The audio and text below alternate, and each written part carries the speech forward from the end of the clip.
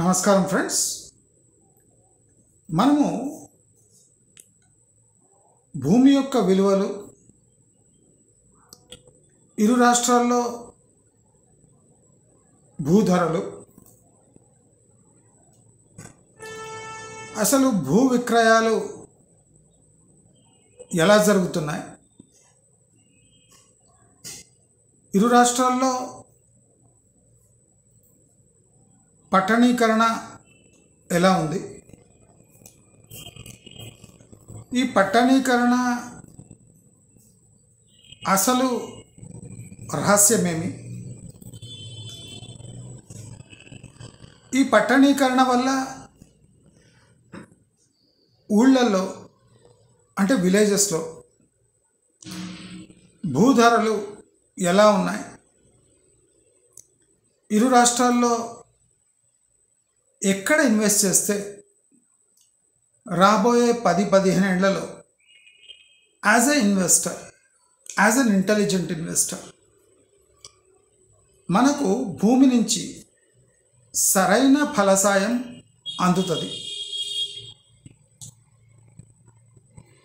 ఒక ఇన్వెస్ట్మెంట్ని ఇన్వెస్ట్మెంట్ యాంగిల్తో చూడాలి,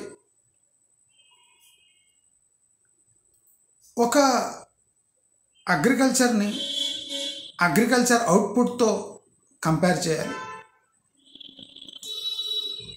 ఒక కమర్షియల్ ప్రాపర్టీ దాని లొకేషన్,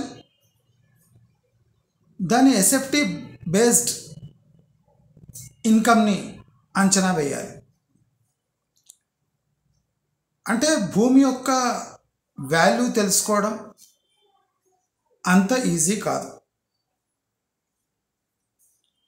మనమందరం గమనించాల్సిన విషయం ఏమంటే, గడిచిన 10 ఏళ్లలో భూమి యొక్క కరెక్ట్ విలువ తెలుసుకోవడం it has become nearly impossible. దాని రీజన్ ఏమి? దాని రీజన్ సింపుల్. భూమి కలిగిన వ్యక్తి తన భూమి యొక్క విలువను పక్క భూముల విక్రయించిన ధరకు సరిసమానంగా భావించి తన భూమి యొక్క విలువను కనుగొంటూ ఉన్నాడు. దీనికి సైంటిఫిక్ మెథడ్స్ ఏమీ లేవు. అసలు గవర్నమెంట్ ప్రైజెస్కి మార్కెట్ ప్రైజెస్కి ఏ సంబంధం లేని కారణంగా ఒక 10,000 ఎకరాలు ఉన్న చోట ఎవరైనా ఒక 10 ఎకరాలు ఆ ఏరియాని రిగ్ చేయడానికి 10 ఎకరాలు మార్కెట్ ప్రైస్ కన్నా ఒక 100% పెట్టి కొంటే రాబోయే సంవత్సరంలో ఆ చుట్టుముట్టున్న 10,000 ఎకరాలకు అట్లీస్ట్ ఒక 30% భూ వాల్యూ పెరుగుతుంది. అంటే దీంట్లో సైంటిఫిక్ రీజనింగ్ ఏం లేదు. అసలు ఆ పర్టికులర్ 10 ఎకరాలు ఎవరు కొన్నారు, ఎందుకు కొన్నారు, ఆ భూమిపై ఏం ఆశిస్తున్నారు అని తెలుసుకోకుండా ఆ 10,000 ఎకరాల్లో 10 ఎకరాలు ఒక ధరకు పోయింది అంటే దాని మ్యాచింగ్ ధరలు ఇక రిపిల్ ఎఫెక్ట్ లాగా, అంటే ఆ చుట్టుముట్టున్న భూముల ఎఫెక్ట్ ఒక రిపిల్ ఎఫెక్ట్ లాగా 10,000 ఎకరాలపై పడి రాబోయే 1-2 సంవత్సరాల్లో ఆ 10 ఎకరాలకు పలికిన ధర దాదాపు సరిసమానంగా ఆ 10,000 ఎకరాలకు విస్తరిస్తుంది. ఆ 10 ఎకరాలకు వెచ్చిచ్చిన డబ్బు ఈ 10,000 ఎకరాలకు ఏ లాజిక్తో వెచ్చించాలి, ఏ లాజిక్తో కొనాలి అనడానికి సైంటిఫిక్ రీజన్ ఏమీ లేవు. అయితే ఎవరైనా తెలంగాణలో, ఆంధ్రాలో భూమిపై పెట్టుబడి, అసలు దీని రియల్ మీనింగ్ ఏమి మనం అందరం ఆలోచించాలి. మీకు భూమిపై పెట్టుబడి పెట్టే ఆలోచన ఉందా? అయితే ఆ భూమిపై మీరు అగ్రికల్చర్ చేయాలనుకుంటున్నారా, లేదా భూమి బేస్డ్ అంటే ఓ డైరీ ఫామ్ లాగా, ఒక గోట్ ఫామ్ లాగా, అంటే ఫలసాయం కాకుండా ఇతరత్ర వ్యవసాయాలు దానిపై చేయాలనుకుంటున్నారా, లేదా భూమి కొనేది ఒక లేఅవుట్గా మారుతుంది అనే ఒక ఆశతో కొంటున్నారా, లేదా భూమి కొని అక్కడ వచ్చే డిమాండ్ వల్ల మళ్ళీ ఆ భూమి అదే రూపంలో, ఫర్ ఎగ్జాంపుల్ అగ్రికల్చర్ ల్యాండ్ ఒక 10 ఎకర్స్ కొని ఓ 2-3 ఇయర్స్ అయినాక ఒక 30% ప్రాఫిట్కి ఆ 10 ఎకర్స్ అమ్ముదామని ఆ ఇంటెన్షన్తో కొంటున్నారు. అంటే భూమి కొనడం, దానిపై పెట్టుబడి పెట్టడం, దానిపై ఫలం పొందటం, దాంట్లో 8-10 డిఫరెంట్ కేటగిరీస్ ఉన్నాయి. అయితే అసలు ఇప్పుడు అతిపెద్ద చిక్కు ఎక్కడొచ్చిందంటే, తెలంగాణలో ఉన్న బీడు భూములు ఆంధ్రాలో ఉన్న అతి సారవంత భూములకు ఏ తేడా లేకుండా పోయింది. ఇంకా చెప్పాలంటే తెలంగాణలో అతి సారవంతమైన ఆంధ్ర భూముల కన్నా ఒక 100% రేట్ ఎక్కువ ఉంది. కొన్ని చోట్ల 30%, కొన్ని చోట్ల 20-30% ఈ రేంజ్లో. కానీ ఆంధ్రాకు మించిపోయిన తెలంగాణ భూముల ధరలు. మనము గత 5-10 ఏళ్ళ నుంచి గగ్గోలు పెడుతున్నాం. అసలు తెలంగాణలో ఫలసాయానికి అంటే లింక్ లేకుండా ఈ భూముల ధరలు ఎందుకు పెరిగాయి, అసలు ఎన్ని క్రయ విక్రయాలు జరుగుతున్నాయి, క్రయ విక్రయాలు జరిగినాక ఆ భూమిపై ఫలసాయం ఎంతొచ్చింది, అసలు పక్కకు ఆంధ్రప్రదేశ్ ఉండడం తెలంగాణకు బ్యాలెన్స్ ఆఫ్ ప్రైజింగ్కి అనువైన ఒక రాష్ట్రం పక్కకుంది. అంటే ఆంధ్రాలో మీరు ఎకరంపై ఇన్వెస్ట్ చేస్తే అక్కడ కొబ్బరి తోటలో, పండ్ల తోటలో, ఒడ్లో, నూనె గింజలో ఏదో రకమైన ఫలసాయంతో అక్కడి భూమి ధరలు పలుకుతూ ఉంటాయి.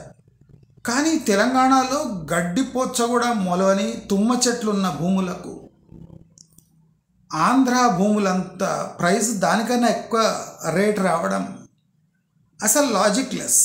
ఈ లాజిక్లెస్ రేట్స్ని తెలంగాణ వాసులు భరిస్తూ ఉన్నారు. అదేంటి, తెలంగాణలో మంచి భూమి ధరలు ఉంటే భరిస్తూ ఉన్నారు అంటారు. ఎట్లా అంటే, ఈ అతి భూమి ధరల వల్ల ఒక రైతు ఇంకో రైతుకు ఆ భూమి అమ్మలేడు. ఒక రైతు తెలంగాణలో ఇంకో రైతుకు ఆ భూమి అమ్మలేడు. ఇప్పుడు క్లిష్టమైన సిచ్యువేషన్ వచ్చింది. ఎందుకు? ఒక రైతు ఒక ఎకరాన్ని దాని ఫలసాయంపై రేటు నిర్ణయించి కొంటాడు. నేను ఆల్రెడీ చెప్పిన, ఒక ఎకరానికి 30 బస్తాల వడ్లు వచ్చిన, సంవత్సరానికి 2 పంటలు వేసినా మీ ఇన్కమ్ 75,000-80,000 దాటదు. ఎకరానికి 80,000 దాటదు. అంటే నెలవారీ మీకు 5-6 వేలు ఆ ఎకరంపై ఆదాయం. అంటే నేను చెప్పాలేమనుకుంటే, ఒక ప్యూన్కి వచ్చే పైసలు కూడా ఒక ఎకరం మీద మీకు ఫలసాయం రాదు. ఒక ప్యూన్కి వచ్చే శాలరీ, ఒక సేల్స్ బాయ్కి వచ్చే శాలరీ కూడా మీ దగ్గర ఒక ఎకరం ఉందంటే దానిపై ఫలసాయం రాదు. కానీ అలాంటి భూములను 30 లక్షలు, 40 లక్షలు, 50 లక్షలు చెప్పడంలో ఆంతర్యం ఏముంది? అదే మనం ఆంధ్రాలో కంపేర్ చేస్తే, మన దగ్గర ఇక్కడేమో భూమి ధరలు బెలూన్లాగా పెరిగి దాని ఫలసాయం అంటే క్యాల్కులేషన్ లేకుండా నోటికొచ్చిన ప్రైజెస్ చెప్పి ఒక రైతు ఇంకో రైతు దగ్గర భూమి కొనే పరిస్థితి లేకుండా చేసిండ్రు. ఎందుకంటే ఆ రైతు అడుగుతాడు, సంవత్సరానికి 70,000 ఒక ఎకరంపై ఆదాయం ఉంటే నేను ఒక 25-30 లక్షలు పెట్టి ఒక ఎకరం కొంటే నాకు 30 ఏండ్లు పడుతుంది నా డబ్బు నాకు రావడానికి. మరి ఓ రైతుగా నేను 30 లక్షలు పెట్టి ఒక ఎకరం కొంటే 30 ఏండ్లు నేను ఫలసాయం తీసుకొని దాన్ని అమ్మితే కానీ నేను పెట్టిన డబ్బు రాదు. దానికన్నా అదే 30 లక్షలు బ్యాంకులు వేస్తే, ఫర్ ఎగ్జాంపుల్ 30 లక్షలు బ్యాంకులు వేస్తే 7% వడ్డీ అంటే సుమారు 2 లక్షల రూపాయలు నాకు ఫిక్స్డ్ డిపాజిట్పై వడ్డీ వస్తుంది. ఇమాజిన్ చేయండి, ఆయన రైటా రాంగా 7% ఎఫ్డి 1 ఇయర్ ఎఫ్డి పెడితే ఆయనకు 2 లక్షలు వస్తుంది 30 లక్షలపై. అదే వడ్లేసి పంట తీసి అమ్మి మార్కెట్ యార్డ్ తీసుకుపోయి వాన ఎండకు అంటే పోటీ పడి అమ్మితే దాని ఫలసాయం 75,000.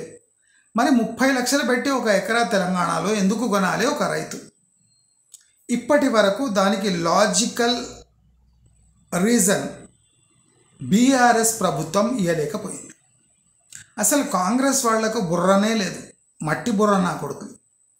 ఒక పెద్ద చార్ట్ వేసి ఒక పెద్ద డిజిటల్ స్క్రీన్ పెట్టి నేను చెప్పిన ప్రశ్నలు వాళ్ళకి అడగండి. ఎవడైనా కానీ, కేసీఆర్ కూడా కానీ, కేసీఆర్ని కూర్చోబెట్టి కుర్చీకి గట్టేసి ప్రశ్నలు అడగండి. 9 ఏళ్లలో రైతు బంధు తప్ప ఒక్క నయా పైసా తెలంగాణ ప్రజలకు ఆయన ఒరిగబట్టింది ఏముందో అడగండి. అంటే సంవత్సరానికి 5,000 కోట్లు ఖర్చు పెట్టి సుమారు లక్షల కోట్లు ప్రతి సంవత్సరం మింగుకుంటూ ప్రజల ముఖాన 5,000 కోట్లు పెట్టి రైతు బంధు అనేది రెగ్యులర్ పేమెంట్ చేసుకుంటూ తన రాజకీయ రగడను కొనసాగిస్తూ 9 ఏళ్ళు శటకోపం పెట్టి తెలంగాణ వాళ్ళ చెప్పు దెబ్బలు తిని ఫామ్ హౌస్లో వండుకున్నాడు. ఈ లాజిక్ ఎక్స్ప్లెయిన్ చేయగలిగితే ఒక రైతు దగ్గర భూమి కొనలేడు. మరి ఎందుకు తెలంగాణలో భూములు 30 లక్షల ఎకరా? తన ఫలసాయం ఒక 1 ఇయర్ ఫిక్స్డ్ డిపాజిట్తో పోటీ పడలేదు, లేదా ఏదైనా సాధారణమైన పంటతో అంటే మామూలు ఒడ్లు కాకుండా ఏ పంట వేసినా అది సాధారణమైన ఇంట్రెస్ట్ రేట్కి కూడా పోటీ పడలేని దుస్థితి ఉంటే నా ప్రకారం సేవింగ్స్ అకౌంట్ డిపాజిట్ మాత్రమే ఒక రైతుకు ఒక ఎకరా 30 లక్షల కొంటే మిగులుతుంది. అంటే 3.5%, 3%. అంటే అదే ఏ కష్టం లేకుండా 30 లక్షలు సేవింగ్స్ అకౌంట్లో పెట్టుకొని ఫిక్స్డ్ చేయకపోయినా ఆ డబ్బులు వస్తాయి. మరి ఒక రైతు కష్టపడి 30 లక్షలు ఇన్వెస్ట్ చేసి ఒక ఎకరా తీసుకొని బోర్వెల్ నీళ్ళు వేసుకుంటూ సాగు చేసుకుంటూ కాపాడుకుంటూ రాత్రి నిద్రలు కోల్పోయి మోటార్లో గాలిపోయి మోటార్లు ఆన్ చేసుకుంటా ఆఫ్ చేసుకుంటా పెస్టిసైడ్స్ వేసి ఒక పంటను కాపాడుకొని మార్కెట్ యార్డ్ తీసుకుపోయి గవర్నమెంట్ రేటుకి అమ్ముకుంటే ఆయనకు ఒక సేవింగ్స్ అకౌంట్లో వచ్చిన డబ్బులు కూడా వస్తలేవు. మరి 30 లక్షల ఎకరా ఎందుకు అని ఏదైనా ఆపోజిషన్ వెధవ 9 ఏళ్ళు కేసీఆర్ని ముక్కు పిండి అడిగేది ఉండేది. కానీ ఇవ్వడానికి దమ్ము లేదు, ధైర్యం లేదు, కరప్ట్ ఉన్నారు. వాళ్ళు కూడా ఎంత డబ్బు తిన్నారో మనకు తెలియదు. ఒక రైతు ఇంకో రైతు దగ్గర భూమి కొనలేని పరిస్థితి తెలంగాణలో ఉంటే మరి 30 లక్షల ధర ఎలా బలుకుతుంది? ఎవడు కొంటున్నాడు, ఎవడు విక్రయిస్తున్నాడు, ఎవడు కొంటున్నాడు? ఈ ప్రశ్న ఏంటి? కేసీఆర్నే చెప్తున్నా, చెట్టుకు కట్టేసి ఒక సంవత్సరం పాటు ఆయన కండ్ల ముందర పంట తీయండి, తీసి మళ్ళీ ఈ 30 లక్షలు ఎట్లా టాలీ అయితే నువ్వు చెప్పు కేసీఆర్ అని చెప్తావు. ఎందుకంటే ఆయన బాగా అగ్రికల్చర్ తెలిసి ఒక 50,000 బుక్కులు చదివిన మేధావి కదా. మరి సన్నాసికి ఏ క్వశ్చన్ వేయకుండా మీరు టీవీ డిబేట్లలో వచ్చి కుక్కలు మురిగినట్టు మురిగితే ఏనుగు ముందర కుక్కలు మురిగినట్టే ఉంటుంది. కేసీఆర్ ఏనుగు లాంటివాడే, ఇప్పుడు మీరు కుక్కలుగా మారిపోయినారు. ఒక చిన్న ప్రశ్నతో కేసీఆర్ పార్టీనే ఖతం పెట్టచ్చు. మీరు ఖర్చు చేసింది ప్రతి ఏటా 5,000 కోట్లు మాత్రమే. రైతు రుణమాఫీ చేయలేదు, ఇండస్ట్రీస్కి ప్రిఫరెన్స్ ఇవ్వలేదు, ఒక రైతుకు భూములు అమ్మే పరిస్థితి లేదు. షేర్ మార్కెట్లో షేర్ ప్రైజెస్ లాగా ఇప్పుడు మీ అన్ని ధరలు పేపర్లో మాత్రమే. ఇప్పుడు మీరు హెచ్ఎంఆర్ రీజన్ ప్రకటించారు, కొత్త ప్రైజెస్ ప్రకటించారు. ఎంతమంది హెచ్ఎంఆర్ రీజన్లో కమర్షియల్ రేట్లో తమ ల్యాండ్స్ అమ్ముకునే పరిస్థితులు ఉన్నాయి. దాని బయట ఉన్న రీజనల్ రింగ్ రోడ్ ఉన్న బయట ఉన్న రైతు ఏ ధరకు అమ్ముకోవచ్చు. వాళ్ళ భూముల ధరలు పెరిగినట్టే పెరిగినాయి, కానీ క్రయ విక్రయాలు ఎందుకు జరుగుతలేవు? ఇవి బేసిక్ క్వశ్చన్స్. ఎందుకంటే ఈ ఇన్ఫ్లేటెడ్ ప్రైజెస్ క్వశ్చన్ లేకుండా కొనసాగలేవు.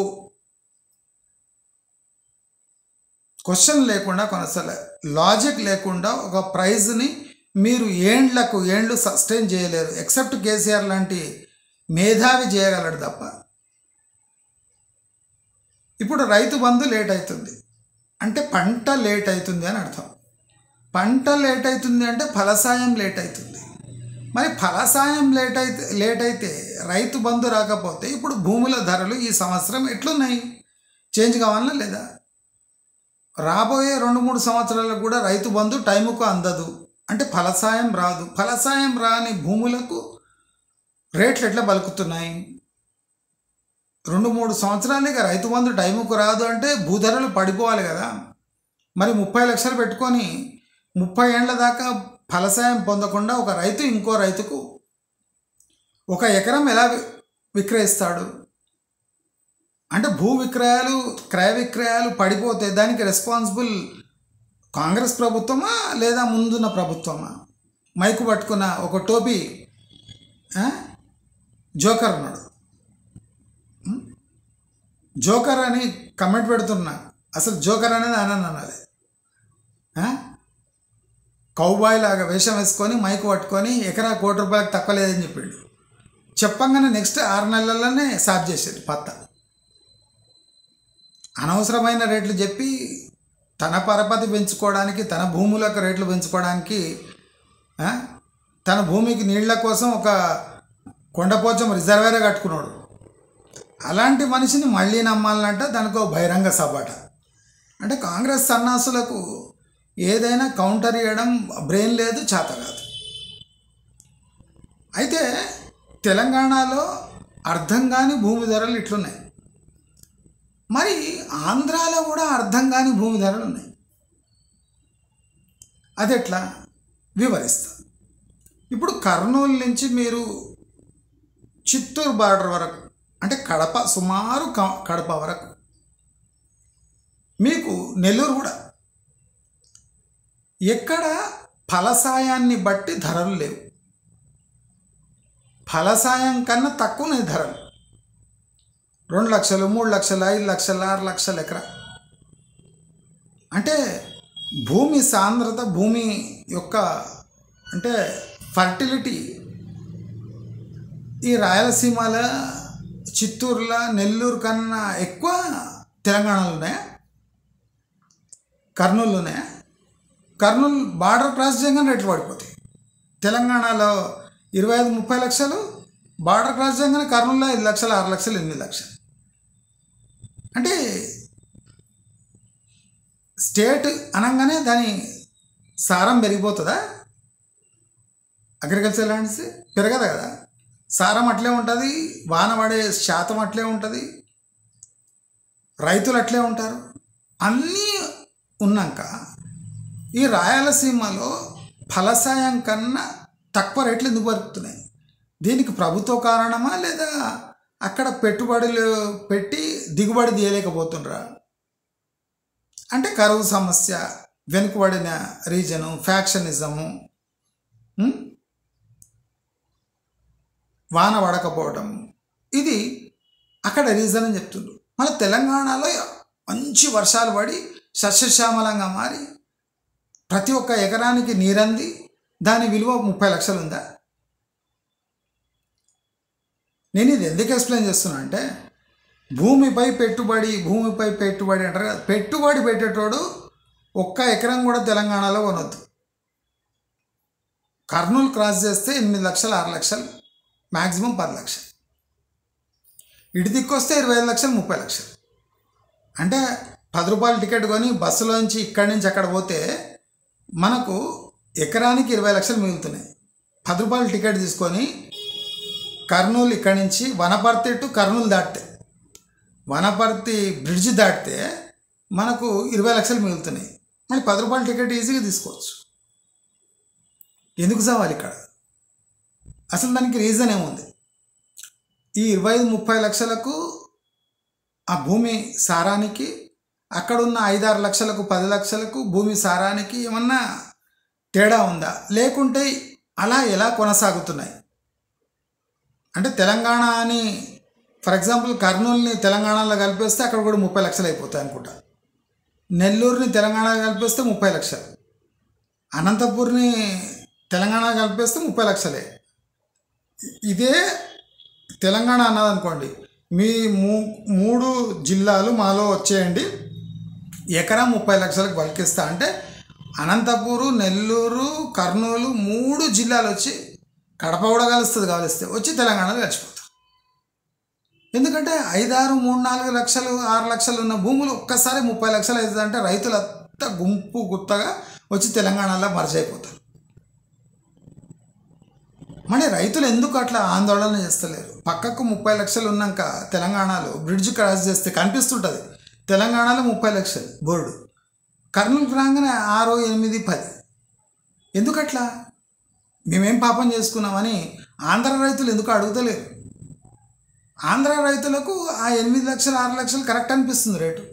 మరి తెలంగాణ కక్కుర్తి విధవులకు 30 లక్షలు వచ్చినా ఇంకా తక్కువ. కేసీఆర్ 75 లక్షలు అన్నాడు, ₹1,00,00,000 ఎకరా అన్నాడు, మాకు ఓన్లీ 30 లక్షలే వస్తుందని ఏడు మొక్కలు పెట్టుకొని కూర్చున్నారు. అంటే తెలంగాణలో దరిద్ర దేవతకు అదృష్టం పట్టింది. తెలంగాణలో దరిద్ర దేవతకు అదృష్టం బట్టి ఎకరం 30 లక్షలు వెళ్తుంది. ఆంధ్రాలో అదృష్ట దేవతకు దరిద్రం బట్టి 6 లక్షలు 3 లక్షలు 4 లక్షలు 8 లక్షలు వెళ్తుంది. అంటే ఇది అదృష్టంపై ఈ భూమి ధరలు నిర్ధారించబడుతున్నాయి.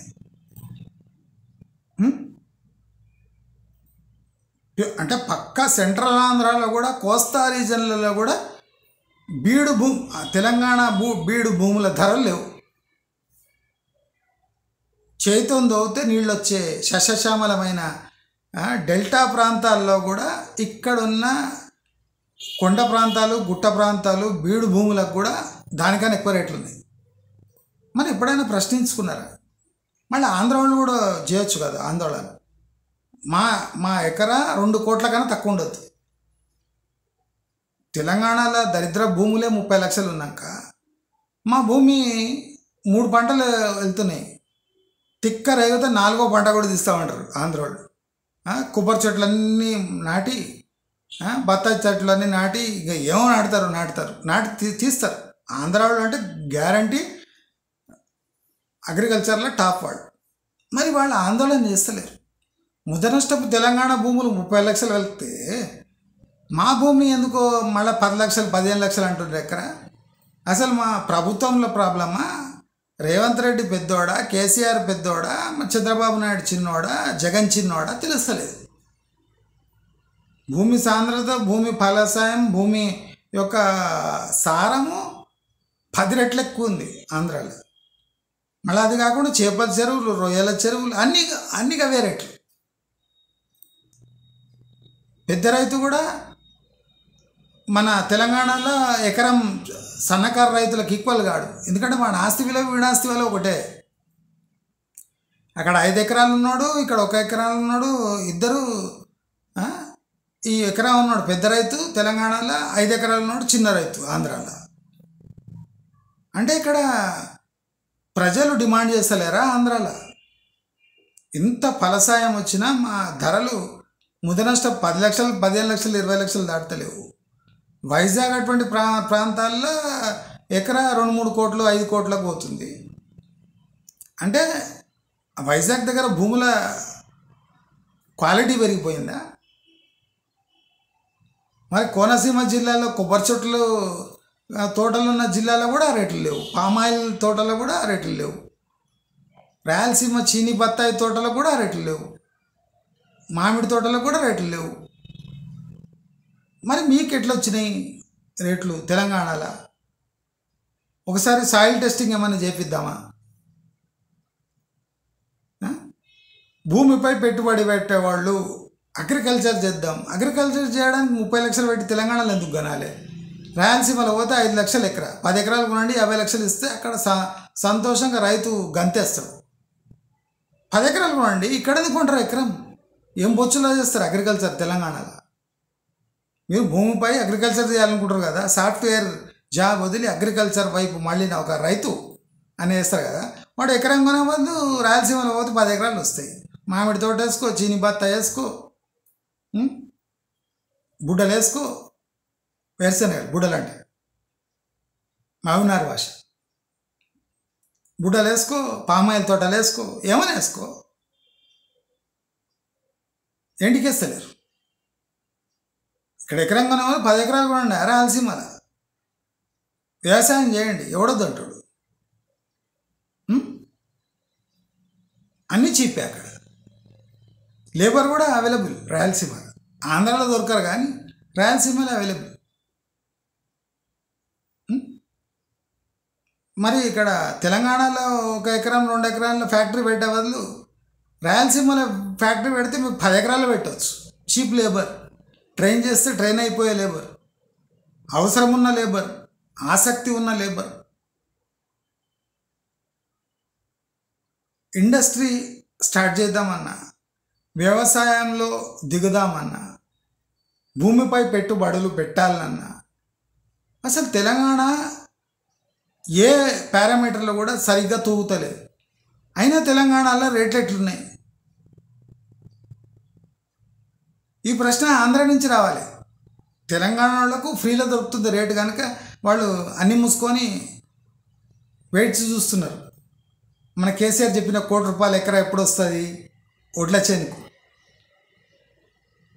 చేనుకు సంవత్సరానికి 70,000 కూడా వస్తలేవు, కానీ వీళ్ళకి ₹1,00,00,000 ఎకరా కావాలి. అంటే సిగ్గులేని ఆశా జీవులు వీళ్ళు. తెలంగాణ రైతులు సిగ్గులేని ఆశాజీవులు. ఆంధ్రాలో ఏమో కష్టజీవులకు గంపెడు కష్టాలు. నేను బాగా ఆలోచించి మాట్లాడుతున్నా. ఏదైనా ఇట్లాగే మాట్లాడాలి. ప్రశ్న ఆంధ్ర రైతుల నుంచి రావాలి. ముదనష్టపు భూములకు 30 లక్షలు వెళ్తుంది, 50 లక్షలు వెళ్తుంది తెలంగాణలో. మరి ఆంధ్రాలో ఈ 10 లక్షలు 5 లక్షలు 8 లక్షలు ఏంది ఇది? ఇప్పుడు ఆంధ్రాలో ఎంత పలికినా 15 లక్షలు 20 లక్షలు వెళ్తుంది. అంటే బాగా సారవంతమైన భూములు కూడా 10 లక్షలు దాటవు. కొబ్బరి బొండాలు ఉన్న దట్టంగా ఉన్న తోటకు కూడా ఆ రేట్లు రేవు. తుమ్మ చెట్లు మొలిచిన తెలంగాణకు ఎకరాకు ఆధారం ఉంది. ఏముంది అక్కడ? మా దగ్గర ఏం లేదు. మీరు ఎందుకు గర్వపడరు? మీ కొబ్బరి బొండా ఇక్కడ ₹50 అమ్ముతున్నారు సిగ్గు లేకుండా. మీరేమో అక్కడ ₹10 ₹15 కొబ్బరి బొండా తాగుతున్నారు. డిఫరెన్స్ ₹35 ఒక బోండాకు. మరి మేమే బోండా తయారు చేస్తేమి, మేమే తోటలు పెడితేమి, మేమే ఒడ్లు పండిస్తేమి, మేమే చీని బత్తాయి తోటలు వేస్తేమి, మేమే పొమగ్రనేట్ తోటలు వేస్తేమి అని మేమే చేస్తేమి. అరటి పండ్లు అన్నీ మా కాడనే. మరి మా భూములకు 10 లక్షలు ఏంది, ముందు రాష్ట్ర తెలంగాణ భూములకు 30 లక్షలు ఎట్లొచ్చినాయి సార్ అని మేము ముఖ్యమంత్రిని చంద్రబాబు నాయుడు అడిగాడు. ఏమంటాడు చూడండి. అది పెట్టండి. పలాస అక్కడ పోతే జీడిపప్పు తోటలు ఉంటాయి కదా, క్యాషూ నట్, దానికి కూడా రేట్లు లేవు. జీడిపప్పు తోటలకు కూడా తుమ్మ చెట్లు మొలిచే భూముల రేట్లు లేవు. అంటే ఆంధ్రాలో ఏం కొరవాడింది? రిజిస్ట్రేషన్లు కావా? 30 లక్షలు ఎకరా అంటే ఆంధ్రాలో రిజిస్ట్రేషన్లు కావాయింది చేయరాయింది. మన తెలంగాణలో 50 లక్షల ఎకరా అన్న ఇమ్మీడియట్గా రిజిస్టర్ రాసేస్తాడు. అద్భుతమైన రేటు, మంచి రేటు, కరెక్ట్ రేట్ ఇప్పుడు 50 లక్షలే అంటాడు. ఎందుకురా 50 లక్షలు ఇవ్వాలి, సంవత్సరానికి 75,000 ఫలసాయం రాని భూములకు ₹1,00,00,000 ఏందిరా, 50 లక్షలు ఏందిరా అంటే డిమాండ్ అట్లే ఉంది డిమాండ్ అంటాడు. మళ్ళీ అది 50 లక్షలకు రైతు దగ్గర నుంచి కొంటుండా, లేదా ఒక రైతు దగ్గర నుంచి ఒక రియల్ ఎస్టేట్ వాడుకుంటుండా, అది అనవసరం.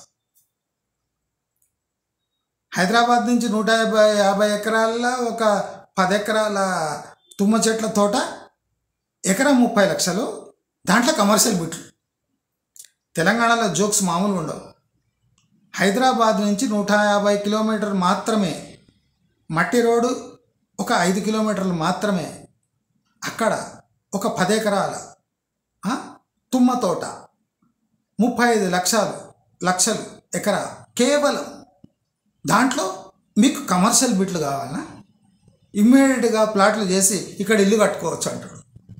ఊరిని అమ్మ 150 కిలోమీటర్ల దూరంలో 5 కిలోమీటర్ల మట్టి రోడ్డుపై పోతే అక్కడ ఒక 10 ఎకరాలు తుమ్మ తోట, దాంట్లో మీరు ప్లాట్లు చేసుకొని విక్రయించుకొని అక్కడ ఇమ్మీడియట్గా ఇల్లు కట్టుకోవచ్చు అట.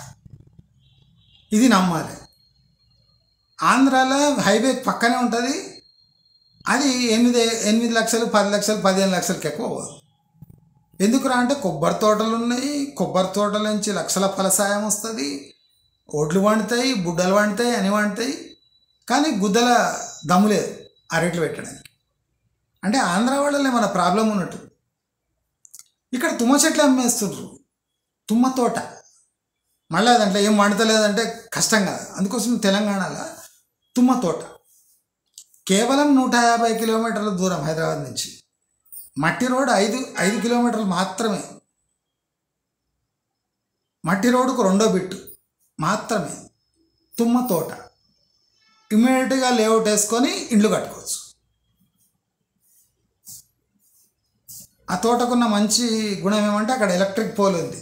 ఇక్కడ కరెంటు సదుపాయం కూడా కాదు. దండం పెట్టుకోండి, అబ్బో కరెంట్ వచ్చేసింది తెలంగాణలో.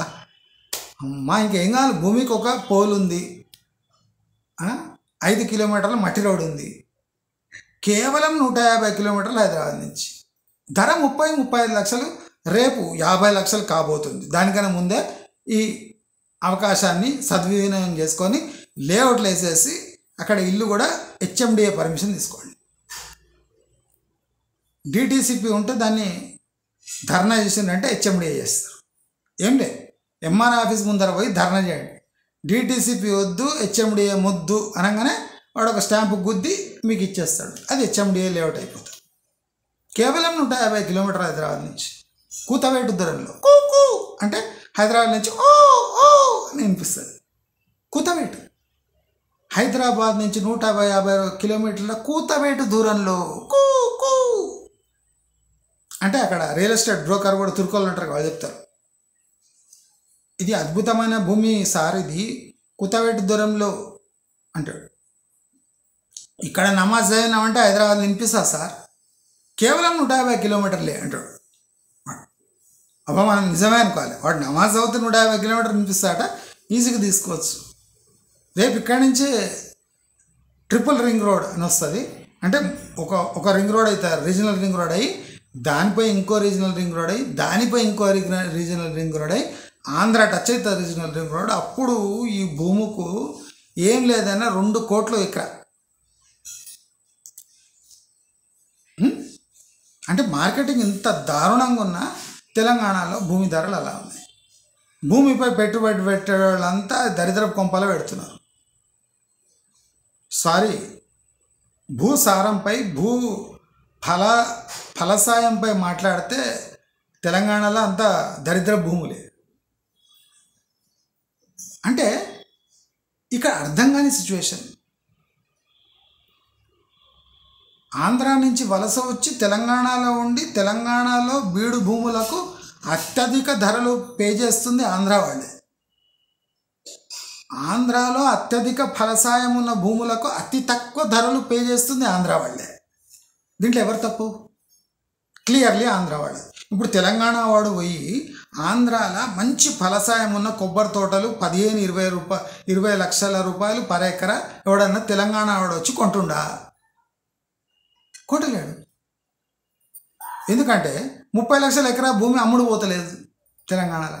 ఆ డబ్బులు తీసుకుపోయి కొబ్బరి తోటలు కొందామంటే ఛాన్స్ లేదు. ఉన్నా కొనడు తెలంగాణ రైతు. ఎందుకంటే కొబ్బరి చెట్లు ఎవడు ఎక్కుతాడు అబ్బా? పైన పోవాలి, కొబ్బరి మటలు పడుతుంటాయి, అవన్నీ క్లీన్ చేయాలి, కొబ్బరితో ఇవి కట్ చేయాలి, అవి కింద పడాలి, నెత్తి మీద పడితే చస్తే. అందుకోసం మా కాడ కొబ్బరి చెట్లు పెంచామా అబ్బా మేమంతా తుమ్మ చెట్లే. బర్రెలు రావు, మేకలు రావు, ఏం రావు అబ్బా తుమ్మ చెట్లు. ఎవడు కొట్టుకపోడు. అందుకోసం తెలంగాణలో సస్యశ్యామలు ఉంటాయి భూములు ఎప్పుడు. అసలు ఖాళీగా ఉండ మొత్తం తుమ్మ చెట్లే అబ్బా. సస్యశ్యామలంగా వాన పడితే తుమ్మ చెట్లు 10 చెట్లు ఫీట్లు మొలుస్తాయి, పెరుగుతాయి. తిక్క రేగితే అమ్ముకుంటే, బొగ్గులకి అమ్ముకుంటే ఎకరానికి 10,000 ఇస్తారు అబ్బా. తుమ్మ చెట్లు నరుక్కొని బొగ్గులు చేసుకుంటే. మరి కొబ్బరి చెట్లు వేస్తే నెత్తి మీద పడడానికి ఒక కొబ్బరికాయ నా కొడుకు మీద నెత్తి మీద పడితే వాడికి ఏమైనా అయితే ఈ ఎకరాలు కొని ఏం లాభం? మాకొద్దు. ఏమ్మా చెట్టుకు 5,000 వచ్చినా మాకు వద్దాబ్బా కొబ్బరి తోటలు. ఇవ్వనుకొని రిస్క్ తీసుకుంటారు. మా కాడ తెలంగాణలో ఏమవుతుంది? ఎక్కువైతే తుమ్మమూలు గుర్చుకుంటుంది, ఇంక బీకేస్తే అయిపోయి. ఇప్పుడు మీరే చెప్పండి, తెలంగాణలో ఉన్న తుమ్మ తోటలకు 30 లక్షలు వస్తుంది, మీకు కొబ్బరి తోటలకు 30 లక్షలు వస్తలేదంటే రిస్క్. ఆంధ్రాలో ఫుల్ రిస్క్. ఎక్కడ చూసినా కొబ్బరి తోటలు, చీని బత్తాయి, పూల తోటలు. ఎవడు తెంపుతాడు అబ్బా? ఎకరం దెబ్బ వరకు చేయబడిపోతుంది. ఎవడు తెంపుతాడు? కూనా ఎకరానికి మల్లె తోట పెట్టుకుంటే ఎవడు తెంపుతాడు? ఏం కథ? వచ్చేది ఎంత? దానికన్నా వడ్లు వేసుకుంటే, సన్న రకాలు వేసుకుంటే మా కాడ ఉంటారు, సంవత్సరానికి 70,000 వస్తాయట ఎకరానికి. మస్తుగా రైతు బంధు 10,000 తింటాం. సమ్మన ఒక కలిసి దాగి జొన్న రొట్టె తిని, జొన్న సంకట తిని పండుకుంటే సాయంత్రమే లేచుడిగా. సాయంత్రం కాగానే 2 బీడీలు నోట్లో పెట్టుకొని కూక్కుంటే ముచ్చట్లు పెట్టుకుంటే రాత్రి వండుకుంటే తెల్లారి శంబట్టుకపోయి అట్లా వస్తామంటే గట్క దాగి వండుకుంటే మనం మధ్యాహ్నం లేచుడు. దానికోసం ఇట్లా మంచి జీవితం తెలంగాణలో గడపకుండా ఆంధ్ర దిక్కు పోయి ఆ కొబ్బరి మాటలు నరుక్కుంటా కొబ్బరి బొండాలు నెత్తి మీద పడితే మా పరిస్థితి ఏమి? మా కాడ ఎన్ని బోర్లు వేసినా ఒక బోర్లో నీళ్ళు వస్తాయి, దానికి తగ్గ పంట వేసుకుంటామా అయిపోయి. ఆంధ్రాలో దరిద్రం చేవేటి తోడితే నీళ్ళు వస్తాయట. ఇంకా నీళ్ళు వచ్చినాక పంట లేకపోతే మర్యాద పోదు. అందుకోసం మా తెలంగాణనే బెస్ట్ అబ్బా. 200 ఫీట్లు వేస్తాగా నీళ్ళు పడవు. ఈ నీళ్ళు పడ్డాయంటే ఇంత కాడనికి నీళ్ళు వస్తే అంత కాడికి పంటలు వేసుకుంటాం. మిగతాది రైతు బంధు వస్తుంది, అది తింటారు పంట. ఈ ఆంధ్ర మొఖాలకు బ్రెయిన్ లేదు, పాడలేదు. చేతితో తోడితే నీళ్ళు వస్తాయి, పంటలు వేస్తారు, కష్టపడతారు, రేయి పగాలు లేకుండా కష్టపడతారు, మార్కెట్ ఆడికి తీసుకుపోతారు, రేట్లు రావు. ఆ కొబ్బరి బొండాలు నెత్తి మీద పడితే ఏం కాను? అమ్మ ఈ వ్యవసాయం దండుగా ఆంధ్ర దిక్కు, మా దిక్కే బెస్ట్. ఏం లేదన్నా 30 లక్షలు ఎకరా. ఎక్కువ మాట్లాడితే 50 లక్షలు చేస్తా బిడ్డ అంటే దెబ్బకు 30 లక్షలు కొనుక్కొని పోతుర్రు జనాలు. వచ్చే సంవత్సరం 50 లక్షలు చేస్తా, తుమ్మ చెట్లు మొత్తం నేనే నరుక్కుంటా నావే అంటే భయపడి కొంటారు 30 లక్షలు. మొత్తం అర్బన్ అటబ్బా. మొత్తం హెచ్ఎంఆర్ మా ఇంకా దొడ్ల కాడికి వచ్చింది హెచ్ఎంఆర్. మా వెనక బర్రెల దొడ్లు లేవు, బర్రెదొడ్లకు కూడా బర్రెదొడ్లు హెచ్ఎంఆర్లు ఉన్నాయి, మా ఇల్లు హెచ్ఎంఆర్లు లేదు. రీజనల్ రింగ్ రోడ్ బయట మా ఇల్లు ఉంది, మా బర్రెదొడ్డు అవతల దిక్కు హెచ్ఎంఆర్లో పోయింది.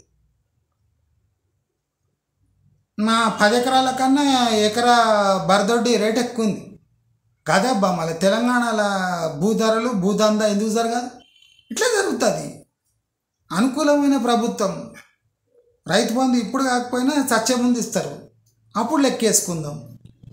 ఇక్కడ ఎడబోతాయి రైతులు. మేము ఓట్లు ఏమబ్బా అంటే మొత్తం పాత రైతు బంధు మొత్తం ఇస్తారు ఎలక్షన్ కన్నా ముందు. దానితో మళ్ళా మందు సీసాలు ఇస్తారు, ఎడగొప్పిస్తారు. రైతు బంధు మొత్తం పైసలు ఇస్తారు, అప్పుడే కొట్టేస్తాం. ఎడబోతాయి పైసలు, అందుకే 30 లక్షలు తీసుకుంటారు ఎకరానికి. అంతేగాని ఆంధ్ర నా కొడుకులాగా కష్టపడి రేపగలు కష్టపడి రొయ్య తోటలు, రొయ్యల చెరువులేంది, చేపల చెరువులేంది, కొబ్బరి తోటలేంది, ఆ జీడిపప్పు తోట ఎవడు చేయమన్నాడు అబ్బా వ్యవసాయం మీకు. అందుకోసం రేట్లు తక్కువనే ఆంధ్రాలో. అరటి పండ్లు గెలంత 250, ఇక్కడ డజన్ రేటే 70 రూపాయలు. గట్ల ఉండాలమ్మా. మేము ఒక్క అరటి తోట వేయకుండా 70 రూపాయలు డజన్ ఇచ్చి కొంటున్నాము అరటి పండ్లు. ఆడ గెల 250, 150, 250 గెల. ఏం లాభం రైతులకు? అందుకోసం మేము వ్యవసాయం చేయమబ్బా. మా కాడ ఎంత వస్తుంది, రైతు బంధు తీసుకుంటాం, బ్యాంకులలో వేసుకుంటాం, కలిసి సగొంట గట్క తాగుతాం, పంట. దీన్నే వ్యవసాయం అంటారు. మరి ఎవడన్నా వచ్చిండు ఏమంజా అమ్ముతావా నీ ఎకరం బిడి భూమి అంటే 30 లక్షలకు తక్కువ అమ్మా అని చెప్పేస్తా. చచ్చినట్టు రేపో ఎల్లుండో 5-10 సంవత్సరాల తర్వాత వచ్చి 30 లక్షలకు కొంటాడు. అంతే. నేను దిగాను. ఎందుకు దిగామంటే మన కేసీఆర్, మా అల్లుడు కేసీఆర్ చెప్పే 1 కోటి రూపాయలు ఎకరా దిగుతామా. ఇప్పటికే 70% దిగితే మేము ఇంకేం దిగామంటాం. తుమ్మ చెట్లు అంటే ఏం ఆషామాష అనుకున్నాం. ఆంధ్ర దిక్కు తుమ్మ చెట్లు చూసినామా ఎప్పుడన్నా? కనిపిస్తాయా తుమ్మ చెట్లు? దమ్ము లేదు వాళ్ళకు. తుమ్మ చెట్లకే దమ్ము లేదు ఆంధ్రాలో మొలవడానికి. అర్థమైందా? తుమ్మ చెట్లు అంటే అట్లాంటి ఓన్లీ తెలంగాణలో మొలుస్తాయి తుమ్మ చెట్లు. అది వ్యవసాయం అంటే తుమ్మ చెట్ల వ్యవసాయం అంటే తెలంగాణలో చేయాలి. ఆంధ్ర నా కొడుకులకు దమ్ము లేదు. కొబ్బరి తోటలట, నిమ్మకాయ తోటలట, పూల తోటలట, జీడిపప్పు తోటలట, పామాయిల్ తోటలట. పిచ్చి నా కొడుకులు. వ్యవసాయం చేయరాదు, ప్రభుత్వాన్ని నడపరాదు. మేము ప్రభుత్వాన్ని నడిపిస్తాం. అక్కడ రైతులకు ప్రభుత్వం అంటే తెలియదు. కాబట్టి ఎవడైనా భూమిపై ఫలసాయం పొందాలంటే ఇప్పుడు అందరూ తెలంగాణలో వైపే చూస్తున్నారు. ఆంధ్రాలో ఎన్ని ఎకరాలు కొన్నా ఏం కొన్నా కష్టపడాలి. ఎందుకు పడాలి? కనుక అందరూ గమనించాలి. ఇలాంటి దౌర్భాగ్యమైన పరిస్థితులు ఏ రాష్ట్రానికి కలగొద్దు. అది ఆంధ్ర రాష్ట్రానికి అసలే కలగొద్దు, కానీ కలిగినాయి. కాబట్టి ఎవరైనా భూమిపై పెట్టుబడులు పెట్టి దానిపై ఫలసాయాలు పొందాలంటే ఆంధ్ర రాయలసీమలో అగ్రికల్చర్ ల్యాండ్స్ కొనండి. ఎవరైనా తుమ్మ చెట్ల వ్యవసాయం చేయాలి, ఎకరా 30-50 లక్షలు పలకాలి అంటే తప్పకుండా వాళ్ళు తెలంగాణ తప్ప దేశంలో ఎక్కడా ఇన్వెస్ట్ చేసే పరిస్థితులు లేవు. కాబట్టి ఈ డిఫరెన్స్ని అందరూ గుర్తించి తప్పకుండా తమ స్థాయిని బట్టి తెలంగాణలో, ఆంధ్రాలో ఇన్వెస్ట్ చేస్తారని కోరుకుంటూ నమస్కారం.